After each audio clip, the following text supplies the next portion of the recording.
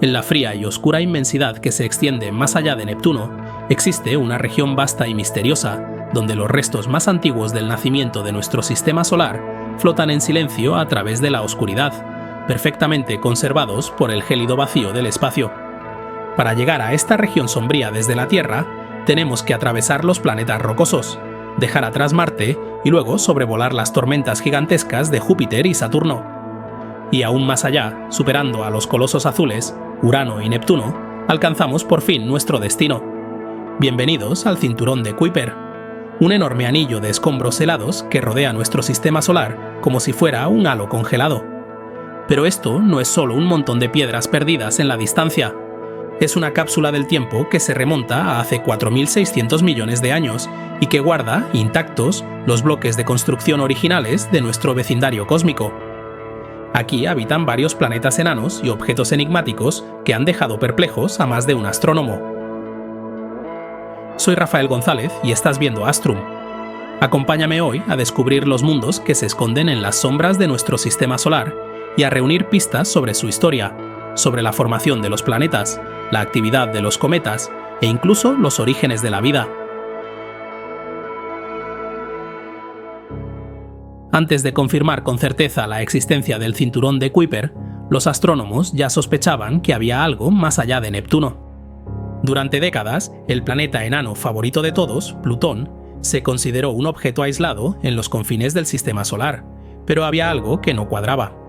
Su pequeño tamaño y su órbita tan peculiar sugerían que Plutón no estaba solo y que quizá formaba parte de un grupo de objetos distantes aún por descubrir.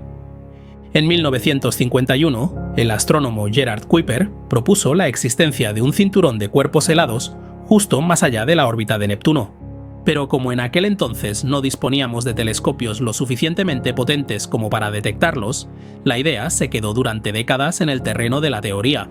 Eso cambió en 1992, cuando los astrónomos David Jewitt y Jane Lu descubrieron el primer objeto del cinturón de Kuiper, al que se le dio el nombre de 1992 QV1. Tanto Plutón como su luna Caronte se descubrieron mucho antes, Plutón en 1930 y Caronte en 1978, pero no se les reconoció oficialmente como objetos del cinturón de Kuiper hasta después del hallazgo de 1992 QV1. Desde entonces, se han identificado muchos más objetos en esta región lejana, más allá de Neptuno. Para hacernos una idea real del tamaño y la posición del cinturón de Kuiper, vamos a imaginar que estamos viajando en una nave espacial, saliendo desde el Sol y dirigiéndonos hacia los límites exteriores de nuestro sistema solar. Y a medida que avanzamos en nuestro viaje, vamos a comparar el cinturón de Kuiper con el mucho más conocido cinturón de asteroides y con la enigmática y poco conocida nube de Oort. Empezando cerca del Sol, pasamos a toda velocidad por los planetas rocosos: Mercurio, Venus, la Tierra y Marte. Entre Marte y Júpiter nos encontramos con el cinturón de asteroides, formado por los materiales sobrantes de la época en la que se formaron los planetas. Es un anillo delgado y disperso de escombros rocosos que se encuentra entre 2,2 y 3,2 unidades astronómicas del Sol y tiene aproximadamente una unidad astronómica de ancho.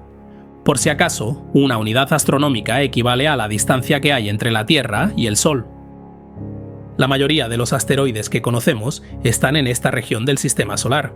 Los hay de todos los tamaños, desde el más grande, Vesta, que mide unos 525 kilómetros de ancho, más o menos la distancia entre Londres y Belfast, hasta los más pequeños que apenas alcanzan unas decenas de kilómetros. Sin embargo, y a pesar de ocupar tanto espacio, la masa total de todos los asteroides del cinturón combinados representa solo un 3% de la masa de la Luna. Más allá del cinturón de asteroides, nos topamos con los gigantes gaseosos y helados: Júpiter, Saturno, Urano y Neptuno, mundos colosales que dominan la parte exterior del sistema solar. Y finalmente, al superar la órbita de Neptuno, que está a 30 unidades astronómicas del Sol, llegamos a nuestro destino: una frontera aún más remota y helada, el cinturón de Kuiper. Esta vasta extensión se extiende desde las 30 hasta las 50 unidades astronómicas y alberga una gran variedad de objetos fascinantes. Desde reliquias congeladas del sistema solar primitivo hasta planetas enanos como Plutón, Haumea, Eris o Makemake, y una infinidad de cuerpos más pequeños. Al igual que el cinturón de asteroides, el cinturón de Kuiper contiene escombros antiguos que datan de los primeros tiempos de nuestro sistema solar. De hecho, se considera que los objetos del cinturón de Kuiper son algunos de los fragmentos más antiguos que aún sobreviven de la nebulosa solar original, la misma que dio lugar a los planetas. Y es que en un pasado muy lejano, es posible que todos esos fragmentos dispersos pudieran haber llegado a unirse para formar un nuevo planeta. Sin embargo, la gravedad de Neptuno lo impidió. No dejó que esos cuerpos helados se unieran y jamás les permitió formar nada nuevo. A diferencia del cinturón de asteroides, que está compuesto sobre todo por material rocoso, el cinturón de Kuiper está formado principalmente por metano congelado, amoníaco y hielo de agua, creando así un anillo grueso, helado y con forma de rosquilla. En él hay cientos de miles de grandes cuerpos helados que superan los 100 kilómetros de ancho y más de 1 billón de cometas, sin contar los fragmentos más pequeños y el polvo interestelar. Y la distancia media entre estos objetos es tan enorme que cuesta hacerse una idea. De media, están separados entre 0,02 y 0,10 unidades astronómicas. Eso es como decir que hay 10 millones de kilómetros entre un objeto y otro. Aquí, en los rincones más tenues del sistema solar, estos cuerpos helados flotan en un silencio casi absoluto, conservando pistas clave sobre el origen de los planetas y de los cometas. Pero no acaba aquí. Esa era solo la región principal del cinturón de Kuiper. Solapándose con el borde exterior de esa región principal, hay otra zona conocida como el disco disperso, que se extiende hasta casi 1000 unidades astronómicas, y hay objetos del cinturón de Kuiper que tienen órbitas que los llevan incluso mucho más allá. Así que, aunque el cinturón de asteroides y el de Kuiper tienen algunas similitudes, como puedes ver, uno es infinitamente más extenso que el otro. Y aunque parezca que hemos llegado al final del cinturón de Kuiper, aún queda otra estructura gigantesca que envuelve todo lo que hemos mencionado hasta ahora. En un vídeo reciente hablé de la nube de Oort, esa colosal estructura de escombros helados que rodea por completo nuestro sistema solar. Está tan increíblemente lejos que ni siquiera nuestros telescopios más potentes han podido verla directamente. Entonces, ¿en qué se diferencian estas dos estructuras, la nube de Oort y el cinturón de Kuiper? Para empezar, el cinturón de Kuiper está miles de veces más cerca del Sol que el centro de la nube de Oort, que se cree que se extiende desde unas 2000 hasta más de 100.000 unidades astronómicas. Otra diferencia importante es la forma. El cinturón de Kuiper tiene forma de rosquilla, mientras que la nube de Oort es esférica, como una gigantesca burbuja llena de escombros en órbita. Eso sí, hay algo que sí tienen en común. Ambas son las fuentes del fenómeno celeste que conocemos como cometas. La nube de Oort es el origen de muchos cometas de largo periodo, mientras que el cinturón de Kuiper es donde nacen algunos de los cometas de corto periodo. Aunque hoy en día el cinturón de Kuiper sigue siendo una de las estructuras más masivas del sistema solar, no es más que una pequeña fracción de lo que fue en su momento.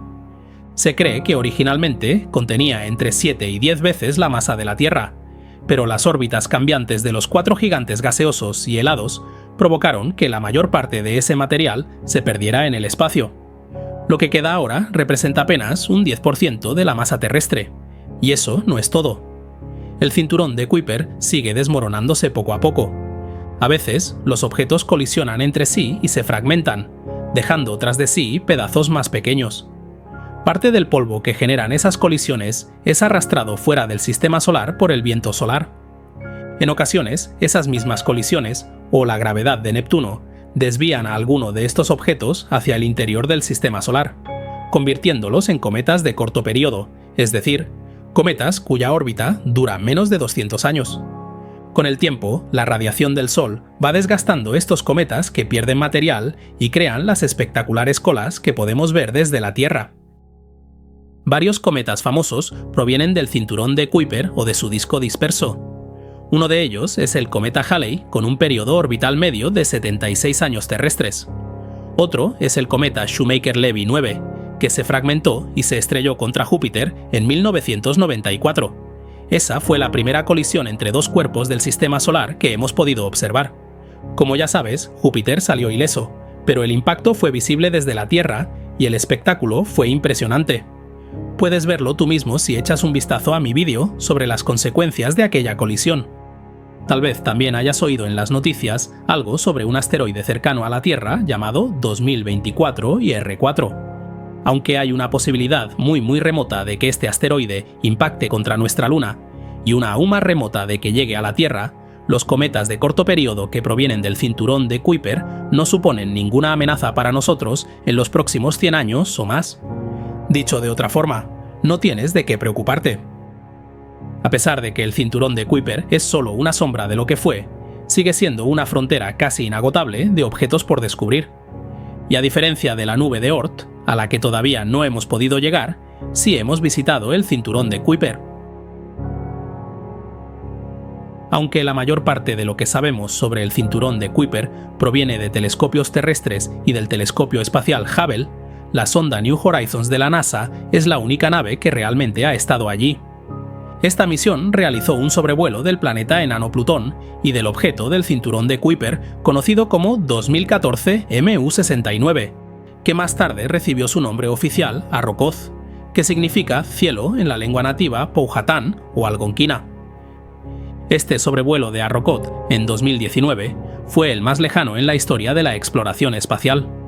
Ocurrió a unos 1.500 millones de kilómetros más allá de Plutón, y New Horizons pasó a tan solo 3.500 kilómetros de la superficie de este objeto. Y entre la multitud de cuerpos misteriosos que componen el cinturón de Kuiper, Arrokoth consiguió dejar boquiabierto al equipo de New Horizons. Su forma extraña no se parecía a nada que hubiéramos visto antes en nuestro sistema solar.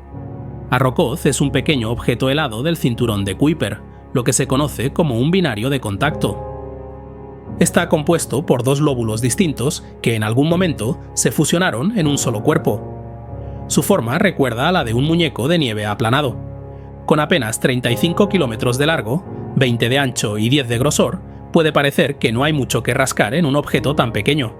Pero lo que le falta en atmósfera o geología variada lo compensa con una estructura única. La extraña forma de muñeco de nieve aplastado que tiene este objeto nos ha dado claves fundamentales sobre cómo se unieron los bloques primigenios que dieron lugar a los planetas del sistema solar. Su geometría tan peculiar parece tener un campo gravitatorio y una rotación bastante inusual.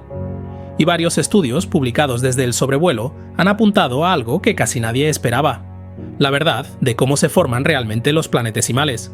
Un planetesimal es un objeto que surge cuando fragmentos más pequeños se unen y forman cuerpos más grandes que con el tiempo pueden acabar convirtiéndose en un planeta. Hasta ahora había dos teorías enfrentadas sobre cómo ocurre ese proceso. La primera era la llamada acreción jerárquica, que proponía que los objetos pequeños chocaban entre sí a gran velocidad, acumulándose hasta formar cuerpos mayores. Y la segunda teoría era la del colapso de nubes locales, según la cual los objetos cercanos se van atrayendo por gravedad y se agrupan de forma progresiva y suave, formando cuerpos cada vez más grandes. Y ahora, gracias al sobrevuelo de Arrokoth y a las investigaciones sobre su geología, composición y formación, podemos decir con bastante seguridad que la teoría correcta es la del colapso local. La superficie lisa del objeto y la ausencia de fracturas por estrés indican que este muñeco de nieve cósmico se formó a baja velocidad, sin impactos violentos. Alan Stern, científico planetario y director de la misión New Horizons, da a entender que las pruebas ya eran tan claras con afirmaciones como: hemos resuelto de forma definitiva un debate que llevaba décadas abierto sobre cómo se forman los planetesimales. Y gracias a New Horizons no solo conocimos a Arrokoth, sino que también pudimos visitar el objeto más famoso del cinturón de Kuiper, Plutón. La sonda New Horizons realizó su histórico sobrevuelo en 2015, permitiéndonos acercarnos a Plutón como nunca antes y capturar esas imágenes alucinantes que seguro ya has visto. Durante la misión se recogieron observaciones no solo de Plutón, sino también de Caronte, su luna más grande. Además, se recopiló información sobre otros satélites menores como Nix, Hydra, Kerberos y Styx. Seguro que conoces la famosa imagen de la superficie en forma de corazón de Plutón, también conocida como la región Tombaugh, en honor al descubridor del planeta enano. Pero, ¿sabías que esa forma de corazón es en realidad un glaciar? El lóbulo occidental del corazón, llamado Sputnik Planitia, en homenaje al primer satélite artificial lanzado desde la Tierra, el Sputnik 1, es un enorme glaciar de nitrógeno que se extiende unos 1000 kilómetros de ancho y alcanza hasta 4 kilómetros de profundidad. sin duda, el glaciar más grande que conocemos en todo el sistema solar. El lóbulo oriental, por su parte, tiene un tono más claro debido al nitrógeno transportado desde Sputnik Planitia que se deposita allí en forma de hielo. Pero no solo obtuvimos imágenes espectaculares. Los datos recogidos por New Horizons cambiaron para siempre nuestra forma de entender Plutón. Descubrimos que es mucho más complejo de lo que pensábamos y los análisis ofrecieron pistas sobre el origen de esa región con forma de corazón. Durante un tiempo, algunos científicos pensaron que esa zona podía explicarse por un océano interno de agua helada. Sin embargo, un estudio más reciente liderado por el astrofísico Harry Ballantyne de la Universidad de Berna sugiere una explicación diferente y que es más probable. Él dice que la forma de corazón fue causada por un impacto a baja velocidad que dejó un gigantesco salpicón sobre la superficie de Plutón. Ese impacto habría llegado en un ángulo oblicuo, es decir, no de frente. Imagina que lanzas un globo de agua sobre el suelo seco, como cuando intentas hacer rebotar una piedra en el agua. Al rozar el suelo, el globo revienta y deja una salpicadura alargada. Pues ese mismo tipo de impacto oblicuo, lento y controlado, podría haber creado el lóbulo occidental de la estructura en forma de corazón de Plutón. Y ojo que no fue solo Plutón lo que vimos de cerca. Las imágenes de su luna Caronte también fueron impresionantes. ¿Ves esa enorme franja tectónica que recorre su ecuador? Esa formación sugiere que en el pasado, Caronte pudo haber tenido un océano de agua helada bajo su superficie. Entonces, ¿cuál es la siguiente etapa en nuestra misión por entender el cinturón de Kuiper y con ello comprender mejor nuestro sistema solar? La sonda New Horizons se espera que salga del cinturón de Kuiper entre 2028 y 2029, y aunque por ahora no tiene un objetivo confirmado para otro sobrevuelo, no se descarta si la NASA encuentra un nuevo candidato adecuado. Herramientas como el telescopio espacial James Webb podrían ayudarnos a analizar con mayor detalle la composición de los objetos del cinturón de Kuiper. Y quién sabe, quizá en un futuro no tan lejano, una misión robótica consiga aterrizar en uno de estos misteriosos cuerpos, o incluso recoger muestras para traerlas de vuelta a la Tierra. ¿Quién sabe qué más podríamos descubrir ahí fuera, en esta vasta frontera helada? A medida que la tecnología avanza, es de esperar que las misiones del futuro puedan adentrarse aún más en el cinturón de Kuiper, desvelando poco a poco los secretos que guarda desde hace miles de millones de años, de mundo helado a mundo helado. Un fuerte abrazo a los mecenas que me apoyan en mi misión de divulgar la ciencia. Suscríbete y deja un me gusta para apoyar el canal. Gracias por tu visita y nos vemos en el futuro.